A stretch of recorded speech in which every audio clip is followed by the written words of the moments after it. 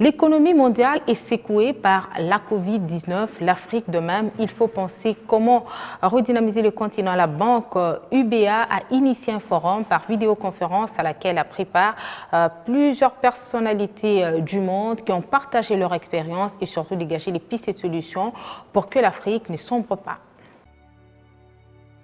Célébrer dans un contexte particulier la Journée mondiale de l'Afrique était une occasion pour alimenter le débat sur l'avenir du continent. La banque panafricaine UBA, comme à l'accoutumée, n'a pas laissé passer sous silence cette journée significative pour les dirigeants et les populations africaines.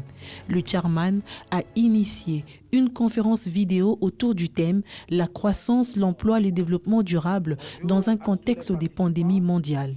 Tony Elumelo, modérateur du premier panel, a réuni lors de ce forum plusieurs personnalités de haute facture en vue de discuter sur les stratégies à mettre en place pour sortir l'Afrique de la crise causée par le Covid-19.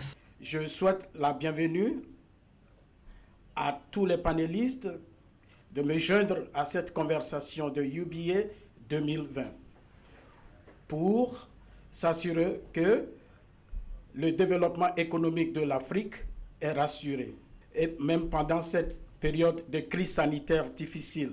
Au nombre de ces panélistes, George Weah, président du Libéria, le représentant du PNUD, le président du Comité international de la Croix-Rouge, un sénateur américain, l'ambassadeur George Chikot, secrétaire général de l'ACP, le président d'Africa CEO Forum, ainsi que d'autres personnalités.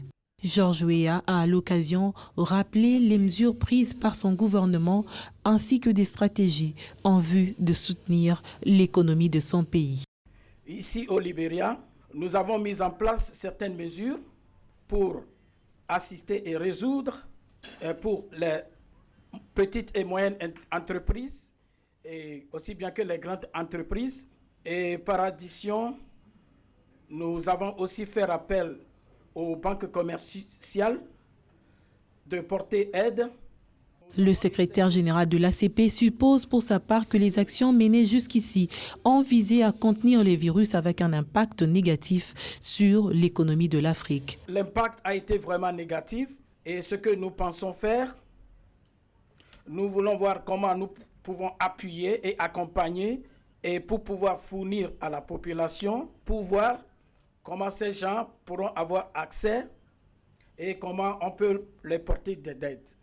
Les autres panélistes, entre autres, le président du CICR et le président d'Africa CEO Forum, pensent que la priorité des États devrait être la bonne gouvernance. Il faut rappeler que le CEO de la banque United Bank of Africa est venu en appui aux pays africains en disponibilisant 14 millions de dollars américains, dont 4,5 millions pour les pays dans lesquels elle est présente. Il était donc opportun pour cette banque de réfléchir sur l'avenir du continent dans un contexte de pandémie mondiale.